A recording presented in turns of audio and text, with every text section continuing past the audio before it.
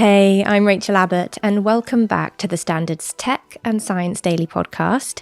If you're new here, make sure to give us a rating and a follow. Coming up, London's tornado event warning from European meteorologists. But first, Samsung Unpacked 2025 took place on Wednesday evening in central London, where it unveiled the company's latest offerings, such as the Galaxy S25 Ultra, Galaxy S25 Plus, and Galaxy S25. It's been a journey. It's been quite tough because, there's incredibly exciting technology and we wanted to explain it to people in a really simple way, which is, the S25 is ultimately, it's like having a PA in your pocket using technology to support your life. That's Annika Bizon, Samsung UK and Ireland's Director of Mobile Experience. In 2024, the firm brought the first artificial intelligence-equipped smartphone to market, and as a step up for 2025, they've added a first-of-its-kind customised chip, their Snapdragon 8 Elite mobile platform. We wanted the AI experience to be as rich as it could be for the consumer. Therefore, you've got the best battery power that gives you the quickest AI tools available, and also at the same time manages your battery life better, even down to the cooling system in the phone, to make sure that actually if you're a heavy gamer, it's working so that you can play games for as long as possible without the phone, potentially getting hot or having to not work as efficiently for you. So we've built the very best processor together with Qualcomm. Bizon told Tech and Science Daily that the S25 is thinner and lighter than it's ever been before, 15% thinner and 30% more resistant to scrapes and fractures, plus a rounded frame which she added gave the phone a better grip, which is pretty impressive for all the new exciting features, such as the AI Personal Data Engine 7, which analyses your data on device to deliver tailored experiences that reflect your preferences and usage patterns. My personal favourite, the one that I think is really cool, is something called Audio Eraser. If you're at a concert and, recently I was listening to Chris Martin last year, at the point where he's singing his absolute best song, my dear friend thought she could probably sing it better. And so the fact that I could maybe just take down the audio of her singing and let Chris Martin take the lead is, again, another really interesting feature that this phone's got that we've not seen before.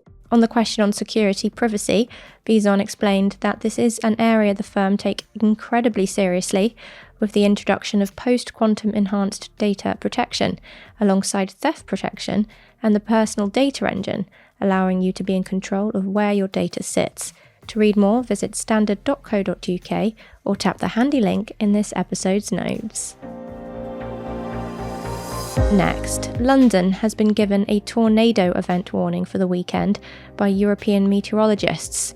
Storm Eowyn is predicted to batter the UK with ferocious 100 mph winds and a danger to life warning. The European Storm Forecast Experiment, a team of meteorologists, said London was among the areas at risk of seeing tornado events. The Met Office separately said a major change in the UK's weather will begin on Thursday as Storm Eowyn approaches, caused by a powerful jet stream pushing low pressure across the Atlantic and towards the UK. At the time of this podcast recording, they have issued a rare red alert warning for parts of the UK.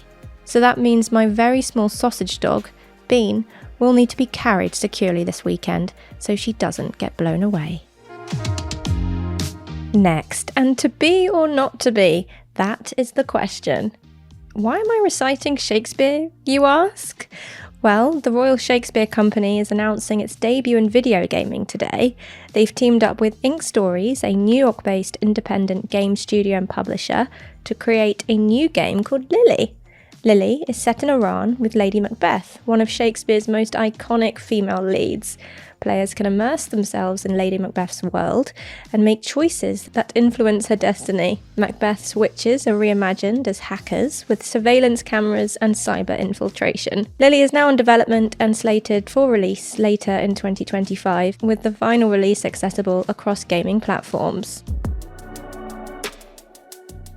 Let's go for a quick break. Coming up, is Meta trying to poach US TikTok influencers? We'll see you back here in just a minute. Please do give us a follow and a rating.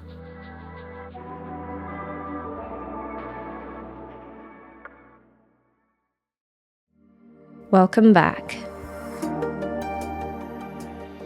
Whether or not TikTok finds a US buyer, it appears that Meta, the parent company of Facebook and Instagram, is seeing this as a good opportunity to encourage concerned US influencers across to their apps. Their Breakthrough Bonus program is offering creators from other apps up to $5,000 bonuses in their first 90 days of signing up. According to Meta's website, US creators of the age 18 plus will need to post original content, at least 20 reels on Facebook, and 10 reels on Instagram within 30 days of accepting the terms and conditions of the program.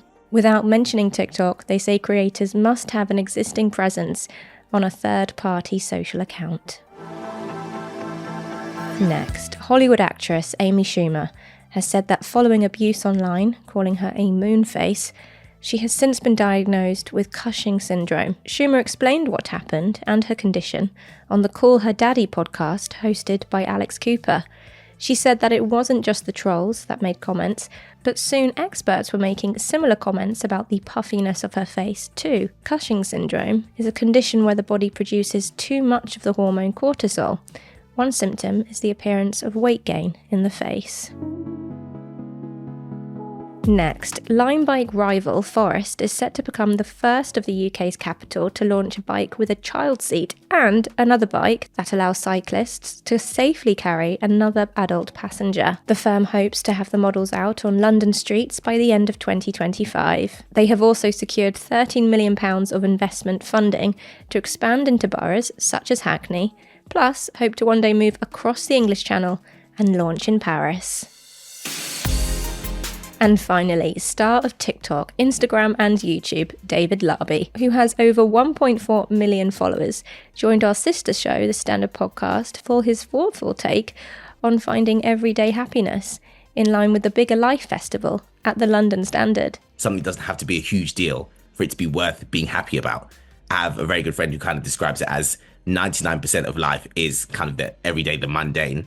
And then the 1% is, the promotion at work, the big holiday, engagement, all of that kind of stuff. But if we were only to celebrate the 1%, we would enjoy most of our lives. We deserve far better than that. So yeah, I think making a conscious choice wherever I can to notice the small things that make me happy and take moments to really enjoy those. I think that's where, for me, the majority of happiness comes from. So we do have, a lot of say in how happy we can be in our day-to-day lives. As part of the festival, David will host a workshop on mindfulness and journaling based on his book, Frequently Happy. For more information, go to standard.co.uk/masterclasses.